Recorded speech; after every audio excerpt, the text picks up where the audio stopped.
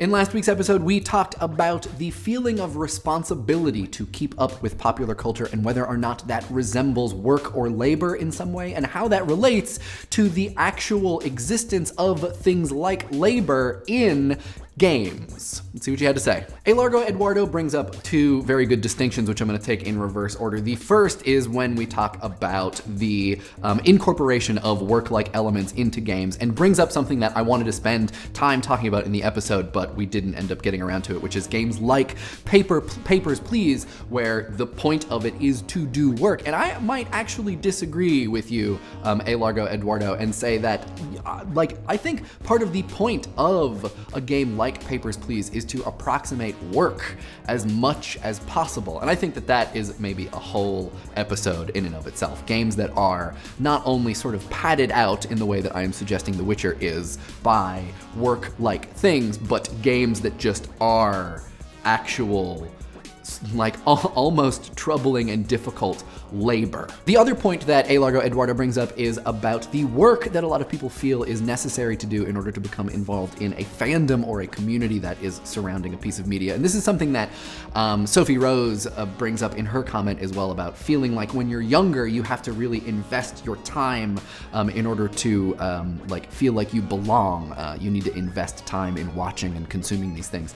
And I think that this also is something that's ripe for its own full episode, that you know, I think this is maybe even what is at the center of the stuff we generally call gatekeeping, that if you haven't put in the work, then you're not allowed to like something in a certain way. And I think that this is a really important and really interesting idea. So yeah, thank you for writing these comments. Relatedly, Sometimes I Like to Rage talks about the practice of re-watching or re-consuming things as a way of advertising your devotion to a piece of media, because that is work. You are sacrificing your time. And this is related, I think, to Ron Saintpickle's comment about people bragging about binging on media for extended amounts of time, that if they are able to sacrifice things about their everyday life, whether it's personal relationships, hygiene, or food, which I think we've all been guilty of at some point or another, then what you are essentially saying is, I have done so much work,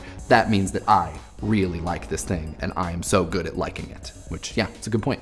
EdjeGameSmith, whose username I'm probably mispronouncing, so I apologize, just wrote a really great comment that puts into more certain terms, I'm sure because of their background as a game designer, many of the things that I was trying to express in last week's episode. So this is a great comment, and I'm just mentioning it to say you should go read it. Links to this one and all the others in the doobly-doo. Like most things, yes, better in a bacon bowl. KingSlave21, it might be because I am from the Northeast, but for me, this distinction is not super clear. There is a feeling that I get when I see comments like this that I have a very hard time articulating. So I'm gonna try to say it, and hopefully I will work it out as I say it. And that is that I think when you describe something as being a first world problem, you implicitly or accidentally deny the humanity of people who live in the third world or not in the first world. Because what you're saying is that those people, people who don't live in the first world, only have these massive infrastructural, economic, or societal problems, and they don't have small, irritating, personal gripes or troubles. And I think that I think that it is part of the human condition that you have these things in your life that are just kind of irritating, or that they are problems that,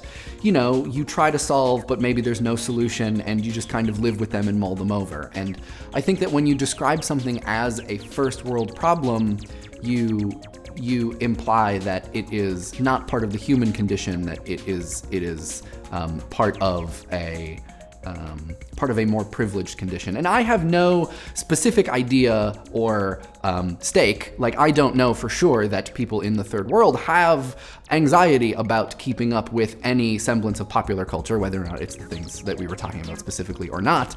But I think to unilaterally and outrightly deny them that problem by calling this a first world problem is unfair. So I hope that makes sense. If it does make sense, that's how I feel. And if it doesn't make sense, I feel a different way.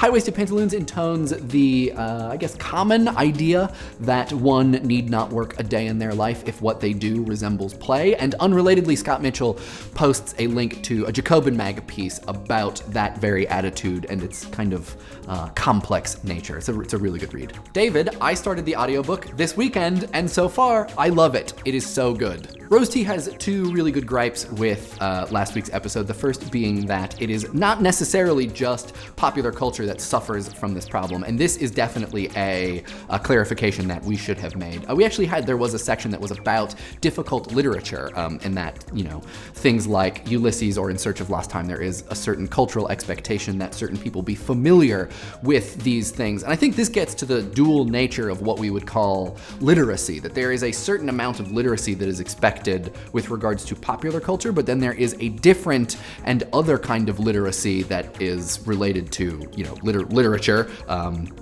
art, movies, you know, crafting things, making stuff, and that the idea of literacy and how it relates to popular culture is, I think, a very interesting and important one. The second point she makes is about how, in addition to there being so many things to consume and an expectation to consume them, the anxiety we feel about not being able to consume those things is more related to our modern work schedules, that we simply do not have the free time to pursue hobbies or stuff that is definitely and clearly not work. And I think, you know, as long as we're still in this position where we're sort of referencing Jonathan Crary 24/7, that argument fits perfectly into this larger set of ideas. Cae Herlin, who I hope that I am pronouncing your name right, if you only knew the number of times I sat around a table with friends and we have just described the ways in which we are avoiding